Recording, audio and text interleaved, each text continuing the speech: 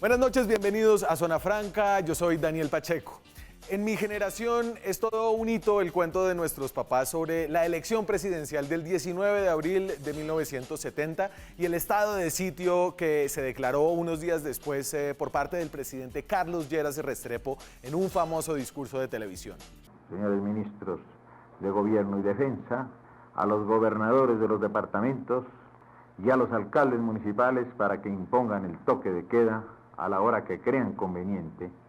Esa fue la noche en la que Lleras Restrepo mandó a dormir al país. Voy a leer una parte de ese discurso que hoy tiene unos tonos escalofriantes. Abro comillas. En cuanto hace al caso de Bogotá, advierto lo siguiente, son las 8 de la noche. A las 9 de la noche no debe haber gente en la calle. El toque de queda se hará cumplir de manera rigurosa y quien salga a la calle lo hará por su cuenta y riesgo, con todos los azares que corre el que viola en estado de guerra una prescripción militar. Cierro comillas. Carlos Lleras, el abuelo de Germán Vargas Lleras, era el último presidente liberal del Frente Nacional. Su sucesor sería el último presidente de todo ese acuerdo bipartidista de repartición de poder. Un conservador, un señor llamado Misael Pastrana, el papá de Andrés Pastrana. El Frente Nacional, recuerden, fue este mecanismo de repartición del poder que se creó luego de la dictadura del general Rojas Pinilla y buscaba ponerle fin a la violencia bipartidista dentro de una democracia limitada que excluía de facto a grupos externos al Partido Liberal o al Partido Conservador. Sin embargo, en una campaña, la del 70, la ANAPO, el partido del exdictador Rojas Pinilla, tocó la fibra del descontento de muchos colombianos por el gobierno de élites azules y rojas que ya llevaba más de una década. Rojas Pinilla encontró aliados entre liberales desafectos de su partido, entre la clase obrera encantada por sus promesas populistas y entre los sectores de izquierda relegados. En contra de todas las maquinarias electorales combinadas de los liberales y los conservadores, con su propia maquinaria sacó una gran votación. Ese día de las elecciones, el 19 de abril, sigue siendo centro de una controversia histórica larga y no zanjada en Colombia, que este año está cumpliendo medio siglo. Ganó Rojas y el gobierno Lleras torció los resultados, hubo fraude, porque cuando el gobierno de Lleras asumió de manera extraordinaria el conteo de los votos, apareció por primera vez Pastrana ganando por encima de Rojas. Las apariencias de un fraude, la reacción autoritaria de Lleras, la sensación de que la democracia de Colombia se ahogaba con el Frente Nacional, fueron un impulso enorme para el surgimiento de varios grupos guerrilleros nuevos, más urbanos, que conformaron agrupaciones como el M-19, el Movimiento 19 de Abril. 50 años después de esa elección, sus consecuencias además parecen un nodo importante de nuestra historia. De lo que se desprendió de ese nodo una casa conservadora, la de los Pastrana, y que formó el legado de muchas familias hoy poderosas, los Lleras, los Rojas y los Pizarro, entre muchos otros. Aquí arranca Zona Franca.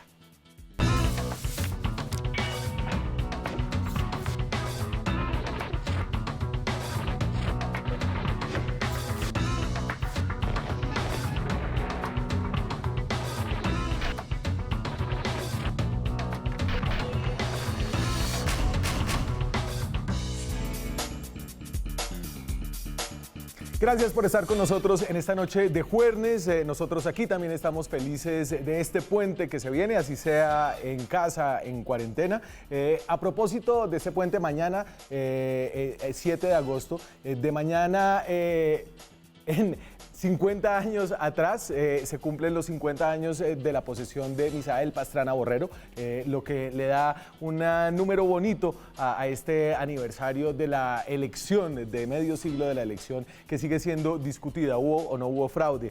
Para ponerlos un poco a tono con la época y para empezar a presentar un trabajo audiovisual que ha guardado y ha publicado de una muy buena manera Señal Memoria de Señal Colombia, los dejo con esta pequeña nota introductoria. Gracias, Señal Memoria. La hija del general, María Eugenia, comienza a ser llamada la capitana del pueblo. El conteo de los votos arma el lío. Las huestes del general y de la capitana dan por seguro el triunfo. Los ánimos se exaltan a los gritos de fraude.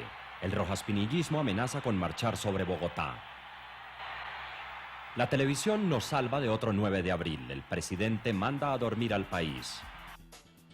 Esta noche tenemos la oportunidad increíble de hablar con una de las personas que vivió ese 19 de abril de 1970 desde una posición privilegiada como reportero del diario El Espectador. Me acompaña el maestro, abogado, periodista Óscar Alarcón, que más que cualquier cosa es un aforista de microlingotes, macrolingotes, un amante de historias, un memorioso y sobre todo de historias de la vida privada del poder en este país. Es un gusto que nos acompañe esta noche, Óscar.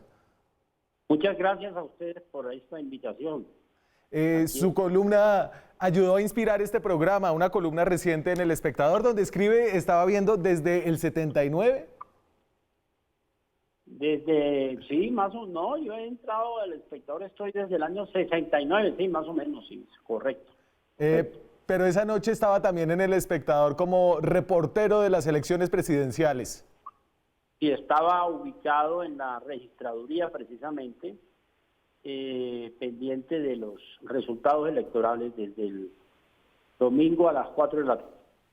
Voy a mostrar una de las portadas de El Espectador de ese día, una portada que tiene las palabras en rojo que van a ver ustedes y las cifras. Fueron dictadas por este señor que nos acompaña esta noche, por Óscar Alarcón. Entonces, esa es la portada del Espectador que salió por tierra y da a Gustavo Rojas Pinilla como ganador con 1.117.902 votos, ganándole a Misael Pastrana, que tenía en ese momento 1.096.140 votos.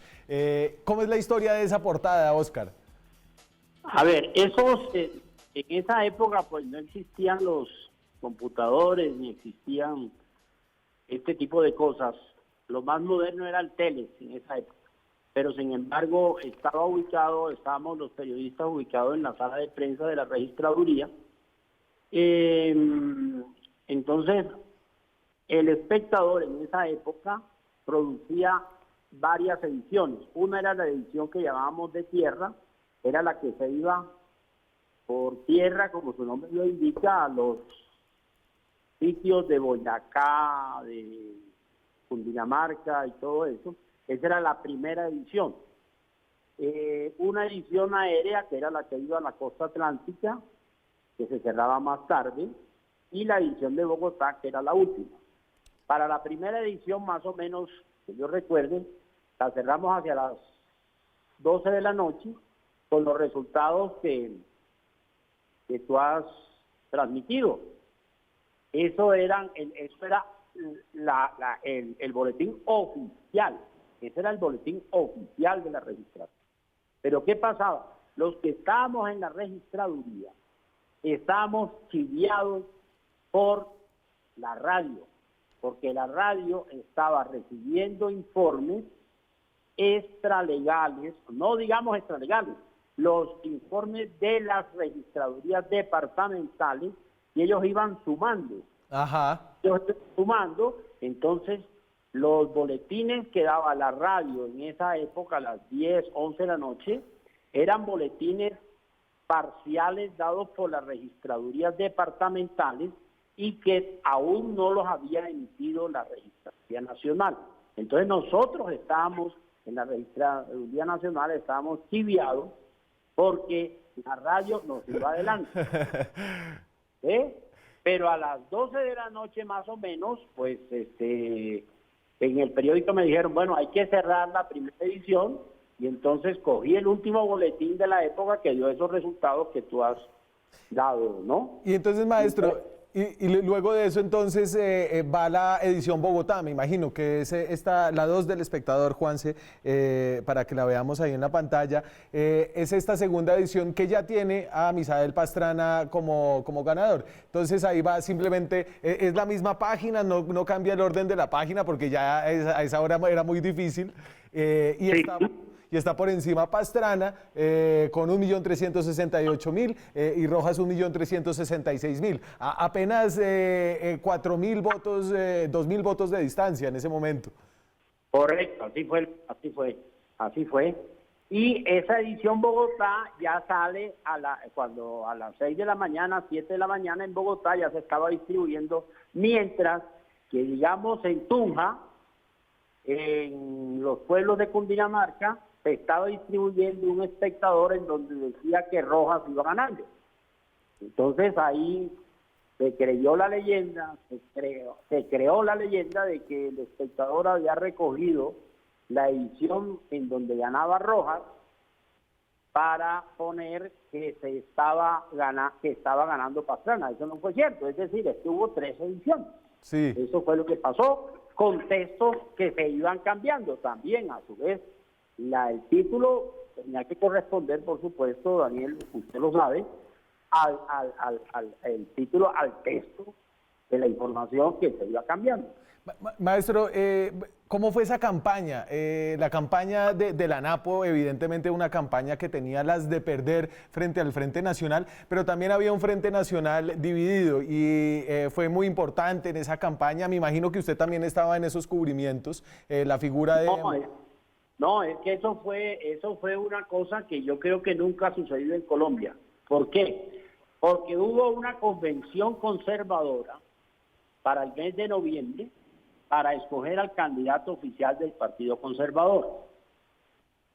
Convención que presidió en su momento el expresidente Mariano Ospina Pérez. Fue el 5 de noviembre de ese año. Sí. Y resulta que llegan los delegados, abren la votación. De acuerdo con el reglamento del Partido Conservador, el candidato que por constitución debía ser conservador porque era el último candidato del Frente Nacional, tenía que ser conservador. El candidato del Partido Conservador se iba a coger en esa convención el día 5 de noviembre. Hubo la votación y resulta que se presentaron varios candidatos. El candidato, digamos, oficial, el candidato que tenía el apoyo de gran parte del Partido Conservador, el apoyo del presidente Carlos Lleras, porque Pastrana había sido ministro de Carlos Lleras y todas esas cosas. Entonces hacen la votación y resulta que no ganó Pastrana, sino ganó Evaristo Zurdí. Ajá. La votación fue 276 votos por Zurdí y 272 votos por Pastrana. Pero resulta que los estatutos del Partido Conservador decían que el candidato tenía que tener las 2/3 partes de los votos. Entonces, Sí. se armó la guachafita, la pelotera. El Zurdí tenía el apoyo, el Partido Conservador estaba dividido entre el ospinismo, que era el que apoyaba a Pastrana, y el llamado lauroalzatismo, que apoyaba a Zurdí. ¿Y cómo surge entonces el papá de Enrique Peñalosa, Enrique Peñalosa?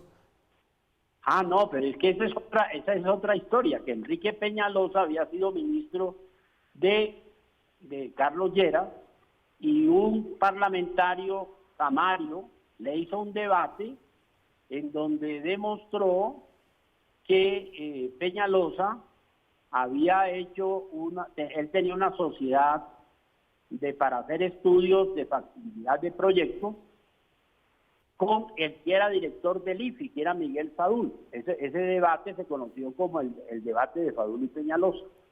Entonces, como consecuencia de ese debate, pues el gobierno se debilitó mucho. El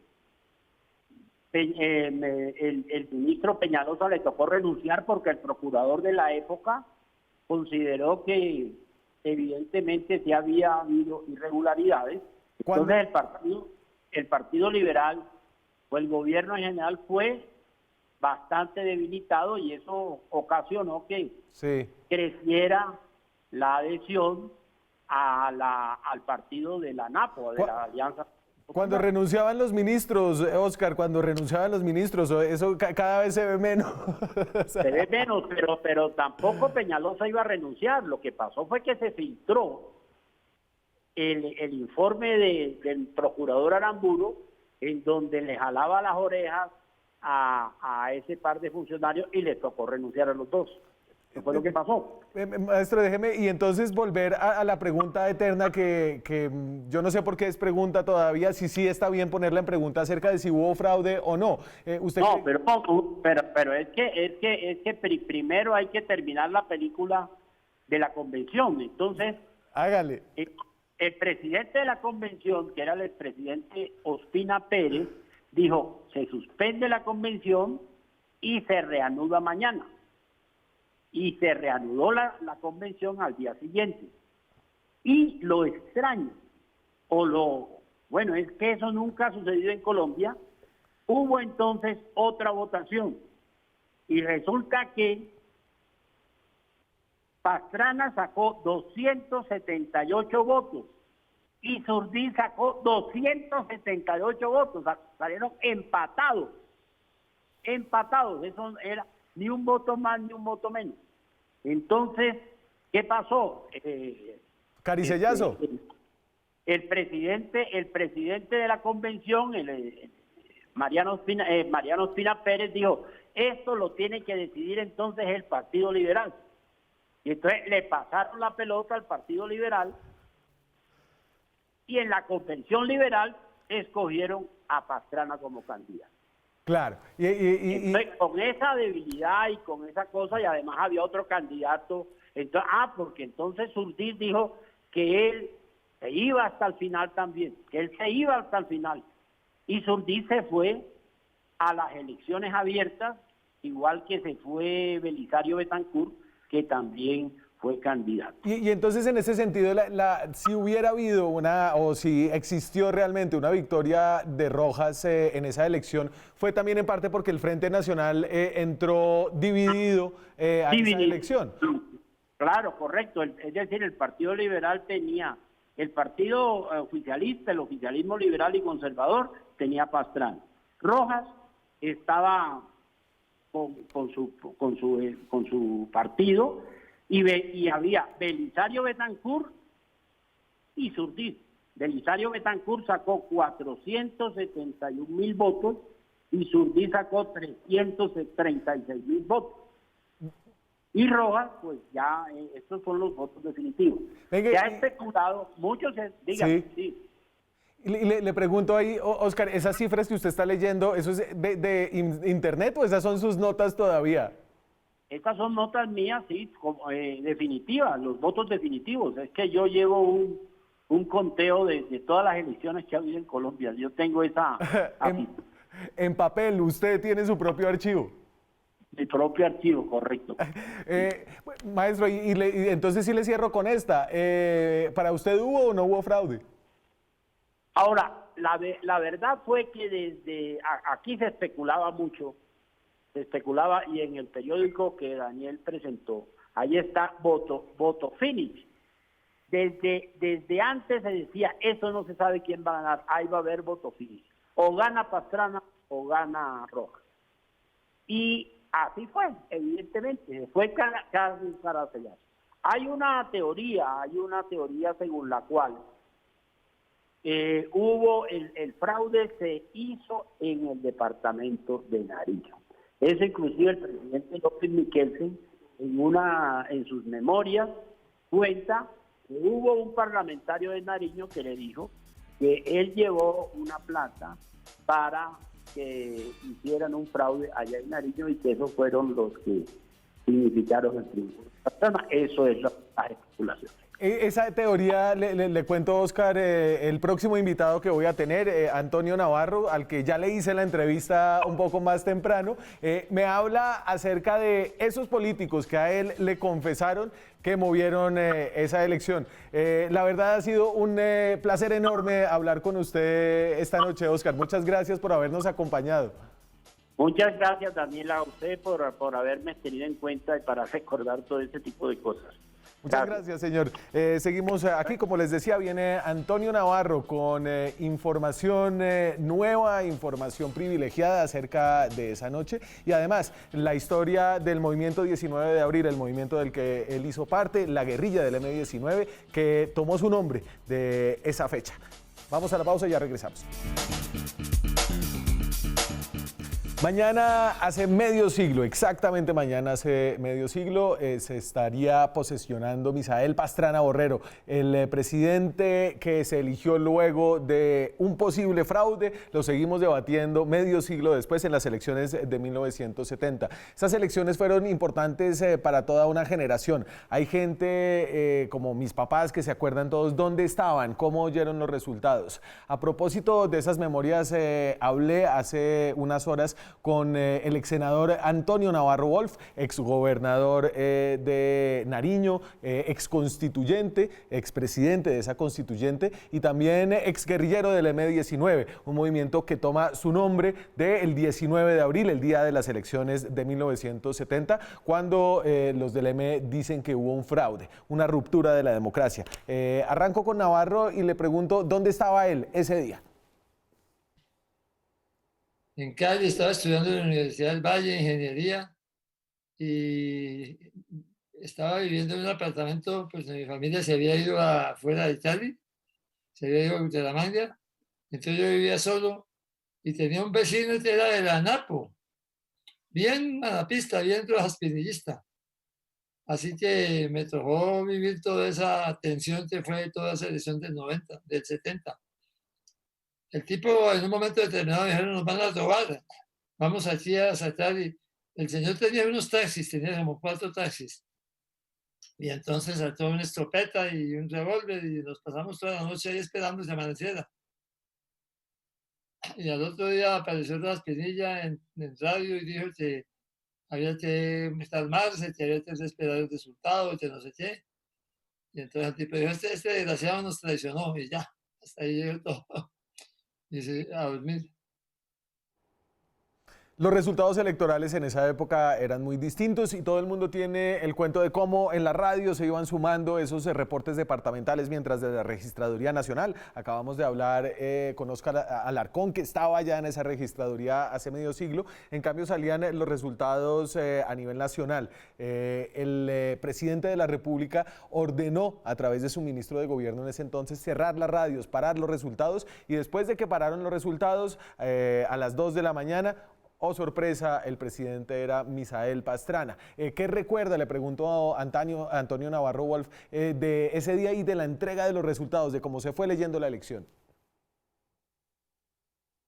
Iba ganando Rojaspinilla lejos en la información que daban por radio, ¿no? Nosotros éramos en ese tiempo Todelar, y en Todelar, uno oyendo Todelar, iba Rojas ganando muy lejos, por mucha ventaja.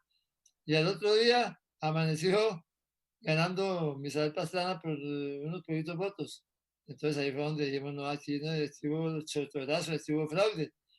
Fíjese que después, siendo yo gobernador de Nariño, un político nariñense me confesó que él había alterado los resultados de esa elección para en la costa del Pacífico.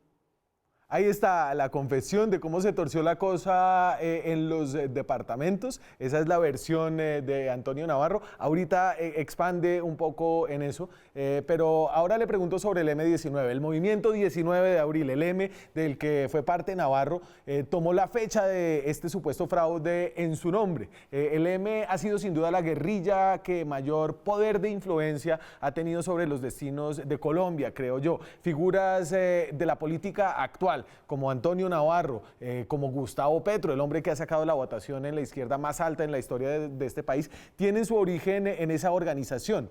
¿Por qué, le pregunto a Navarro, la personalidad distinta del M frente a otras guerrillas como las FARC, como el ELN, que ya existían en esa época, queda retratada en esta fecha?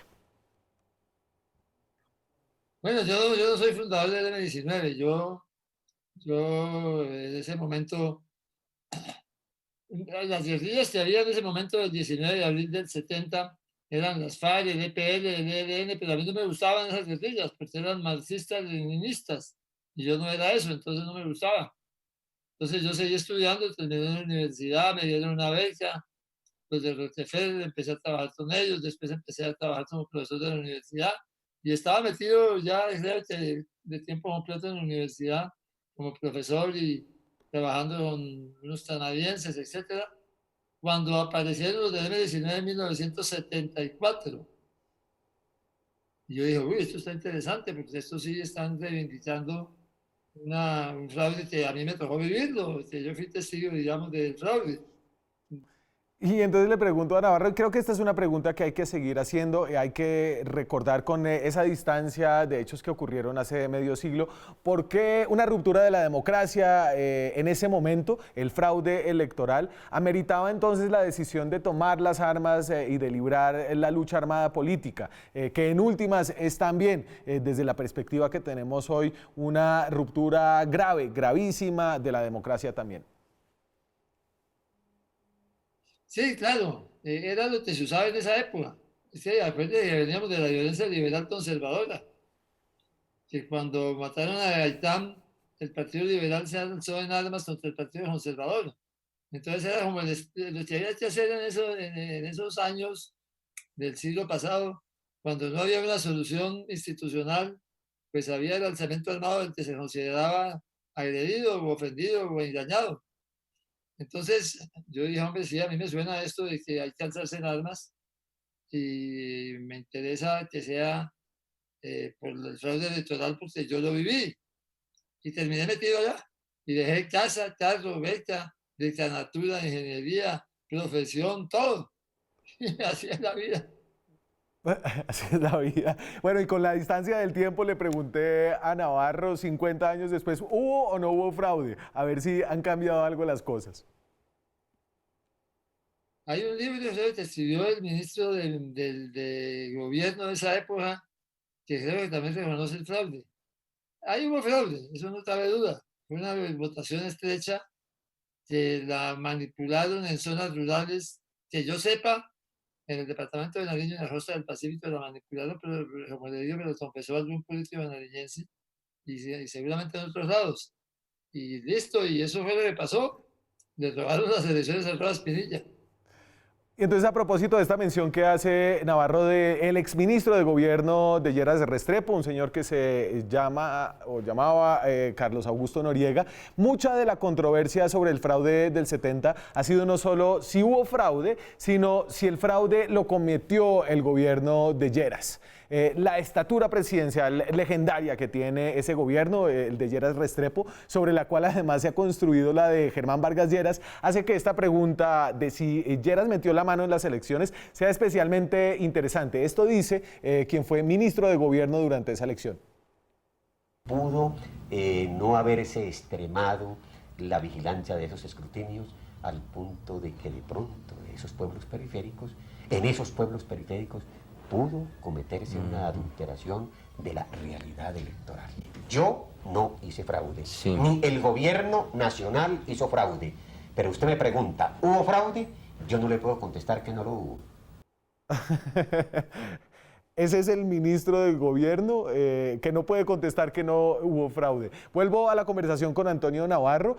Una de las cosas que me dijo muestra que este ex senador, ex gobernador, tiene todavía un optimismo raro. Tiene esa bacanería tan escasa en la política colombiana actualmente. Navarro mira a este fraude sin amargura y lo ve como el inicio de lo que al otro lado del hilo del tiempo, esas son sus palabras, terminó siendo un proceso de paz, el del M-19, y la Constitución de 1991. Es una fecha que tiene su importancia, sí, efectivamente. Y bueno, firmamos los del M-19 la primera paz de América Latina, al otro lado, digamos, del hilo del tiempo, ¿no? Nos alzamos en armas por un fraude electoral, pero al mismo tiempo también fuimos los primeros en firmar un acuerdo de paz en la América Latina contemporánea en 1990 y recibimos un gran respaldo ciudadano en ese momento con todo lo que fue la Asamblea Constituyente del 91. Fíjese usted, un grupo armado firma un acuerdo de paz y 9 meses después se presenta a elecciones a una Asamblea Constituyente y saca el 28% de los votos. Fue extraordinario ese periodo. Gran conversación tuvimos con el ex senador Navarro y termino esta conversación preguntándole si él ve alguna similitud entre el 70 y el 20, entre 1970 y este año, el 2020. Alguna sensación similar como la de ese entonces en la que la insatisfacción de los ciudadanos logró casi, a pesar del fraude, pero ya mostrando que existía, romper esos pactos de élites. No, tal vez no lo siento así, pero en ese momento la ANAPO había logrado agrupar muchísima gente inconforme, ¿no? La ANAPO se empezó en 1962 y fue creciendo en las elecciones. Y en 1970 tenía una gran fuerza, una gran capacidad de movilización, una gran importancia. Habría que esperar a ver qué pasa después de la pandemia, ¿no? Y pudiera generarse una situación de inconformidad parecida, tal vez. Pero hasta ahora no se ha llegado a un momento que yo haya vivido de una inconformidad con causa y más o menos organizada, que fue el significado de la ANAPO. Esa fue la charla con Antonio Navarro, que su vida en política termina siendo un resultado en el hilo del tiempo, como dice él, de ese fraude, si lo hubo, de la elección de 1970. Cuando regresemos, hay gente joven que todavía pregunta para atrás a mirar esta elección, que sigue buscando, investigando. Vamos a hablar con dos periodistas que hace poco publicaron un nuevo libro para tratar de deslumbrar un poco, vislumbrar lo que pasó hace 50 años. Ya volvemos. Esta noche estamos en directo desde Bogotá, son las 9:42 minutos. Hemos hablado con protagonistas que han estado relacionados con esa elección de 1970, tanto por el mismo desarrollo y de cómo se reportó esa elección, a los hechos que sucedieron después. Voy a hablar ahora con personas más cercanas a mi generación, personas que han escuchado de esta elección y que decidieron escribir al respecto. Me acompañan Sandra Rodríguez y María Jimena Plaza. Las dos son periodistas, son las coautoras de Oscuro Abril, libros que siguen saliendo de ese 1970, 50 años después. Buenas noches a ambas, muchas gracias por acompañarnos. Hola Daniel, buenas noches y gracias por invitarnos. Muchas gracias por estar aquí. Y a ver, les voy a preguntar, ¿por qué unas periodistas jóvenes como ustedes se interesaron por escribir un libro del 70? Bueno, te vamos a ser muy sinceras. Nosotras empezamos esta investigación hace 15 años, cuando éramos apenas unas estudiantes de periodismo. Y fue el tema de nuestra tesis de grado.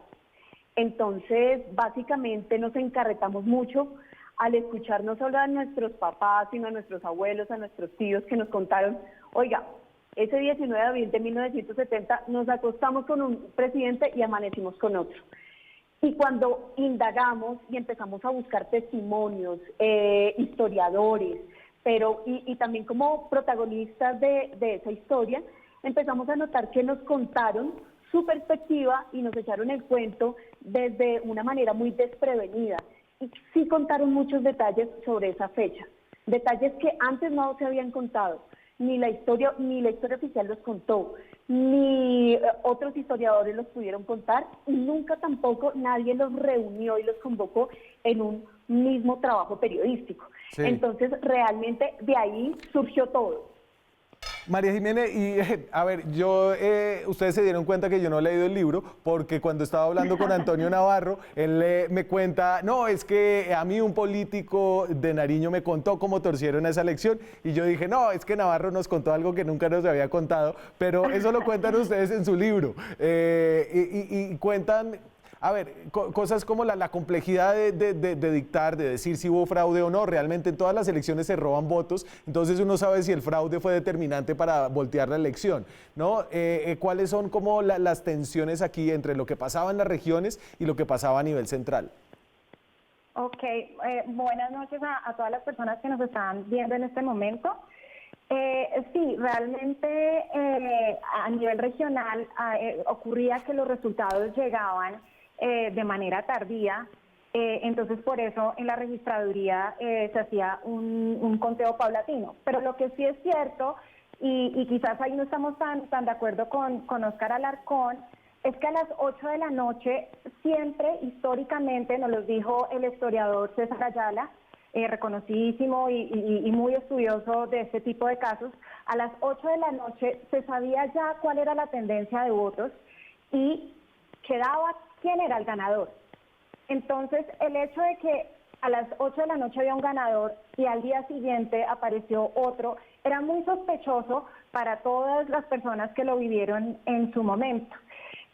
Si bien es cierto que sí faltaban boletines en el transcurso de la noche, sí hubo unas anomalías en la forma en que se divulgaron esos resultados. Uno, el ministro de Gobierno, Noriega, a las 10 de la noche le dijo salió en una locución televisiva y dijo, bueno, aquí las emisoras no pueden dar más datos o si no se atienen a sanciones. Eso era algo pues inaudito.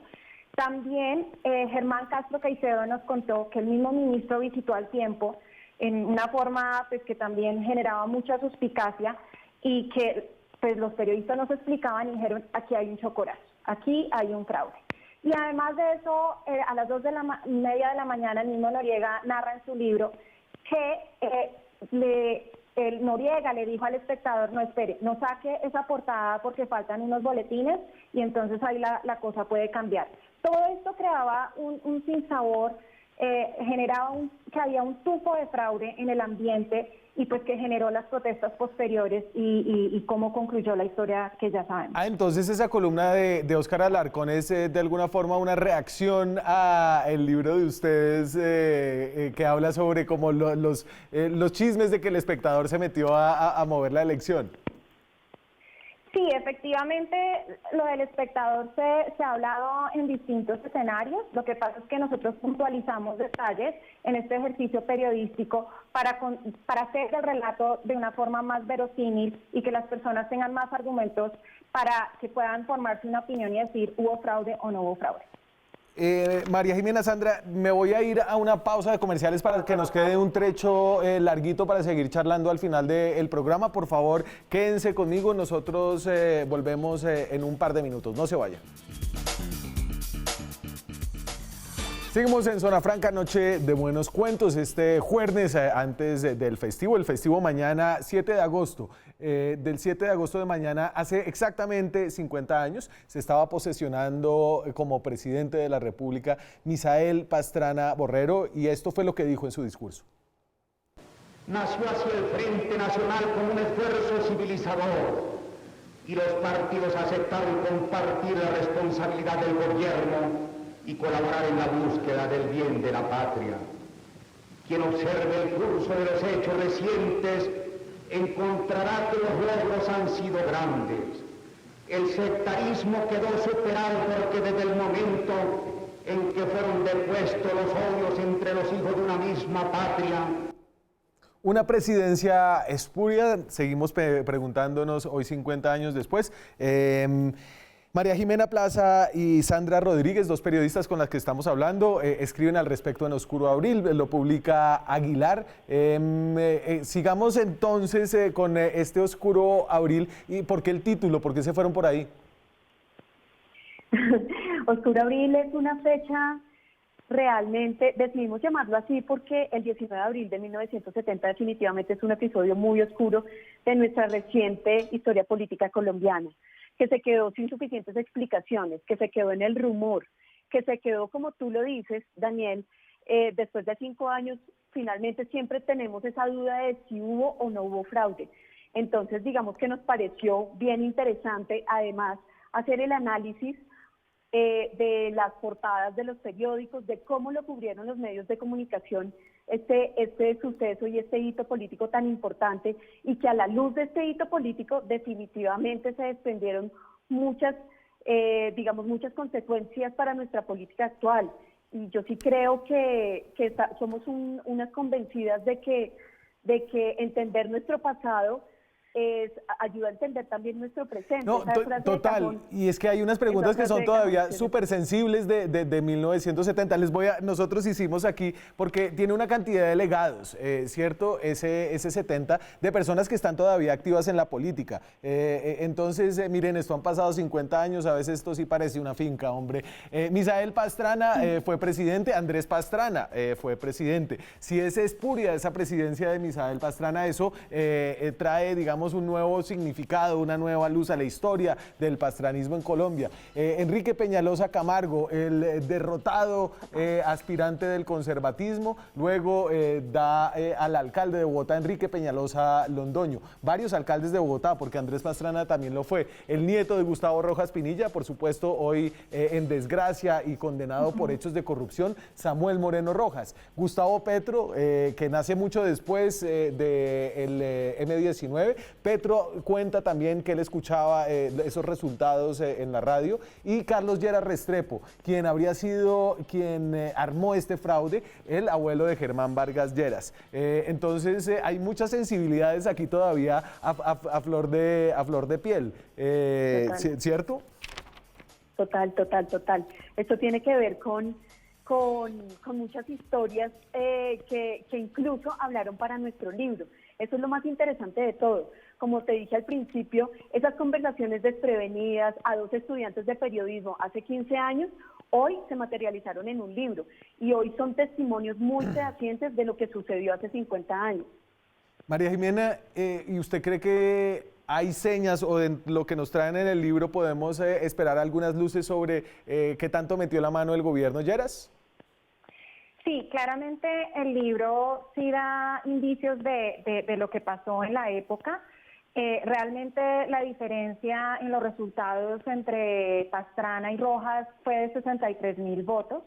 Como bien lo han dicho el resto de los invitados, los indicios más grandes se dan en Nariño.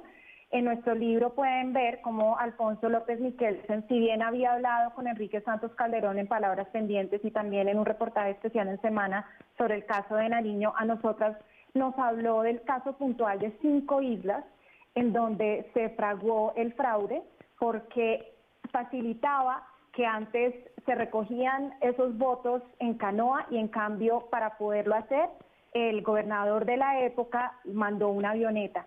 Allí más o menos se cuentan, y nosotros corroboramos esa versión de Alfonso López Miquelsen con los datos de la registraduría, y se cuentan 5.000 votos que extrañamente aparecieron. ¿Por qué? Porque en votaciones pasadas eran mucho menores los votos, o sea, el aumento en votos fue de 270%, es decir, esos 5.000 votos. Entonces, ¿de dónde aparecieron cuando esa no era la tendencia histórica de votación en esas islas? Igualmente, Nariño también tuvo unos votos nuevos entre el 66 y el 70, que fueron 152.000, es decir, un aumento de los votos entre el periodo del 62 al 66,8%, y del 66 al 70 de un 35%. Ajá. Y esto también es muy sospechoso. No, igualmente muy sospechoso. Vemos anomalías en Sucre y Quindío, que son menos conocidas, porque Sucre y Quindío eran departamentos recién creados, y también no cuadra mucho la tendencia histórica de las votaciones en años anteriores con la que se dio en los 70, y pues podemos seguir nombrando distintas cifras. Vengan, y esta para cerrar, nosotros cuando miramos a nuestros hechos grandes, hechos históricos, tenemos mucho magnicidio, y entonces uno piensa en la historia como todo lo que se dañó con ese magnicidio y lo que pudo haber sido, pero hoy hablando con Navarro, por ejemplo, por primera vez pensé en este fraude como algo que terminó en el proceso de la Constituyente del 91, que tuvo unos desenlaces insospechados. Hay una forma de volver sobre este posible fraude o esta irregularidad electoral enorme con una mirada feliz y digamos que al final terminó funcionando para algo? Pues Navarro tiene una posición muy positiva con respecto a pues digamos una manipulación de la democracia, pero esa es su perspectiva, pero realmente desde ningún punto de vista un fraude electoral va a ser algo positivo para la democracia de un país. Eso quiere decir que nuestros procesos electorales de alguna forma siempre han estado en riesgo, y siempre han sido susceptibles de manipulación. Hoy en día existen vicios políticos, antes existió pues la perpetración de un fraude y de una manipulación de votos, pero después llegaron vicios políticos como la transhumancia, la compra de votos, y entonces esto se fue a dineros ilícitos a las campañas presidenciales. Hoy vemos la ñeñe política, vemos que a un candidato le pusieron una plata sobre un dinero en efectivo en un video. O sea, vemos tantos fenómenos con respecto o en torno a las elecciones que eso no nos hace pensar como argumento que de esto salga algo bueno. Pues definitivamente hay muchas enseñanzas, pero no podemos pensar que eso sea bueno, que un fraude electoral sea bueno para la democracia de una nación. Sandra Rodríguez, María Jimena Plaza son las dos periodistas. Publicaron hace poco, está en Aguilar, Oscuro Abril, una nueva mirada, un nuevo recuento periodístico sobre las elecciones del 19 de abril de 1970. Se me acabó el tiempo, muchas gracias a ambas por escribir libros, esos objetos casi desconocidos para una nueva generación, y muchas gracias por habernos acompañado esta noche. Muchas gracias a ustedes por la invitación. Se nos acabó a nosotros el tiempo, espero que tengan un muy buen fin de semana a todos ustedes. Gracias por haber estado aquí en Zona Franca. Nos vemos la próxima semana con más periodismo, más debate, más opinión. Chao.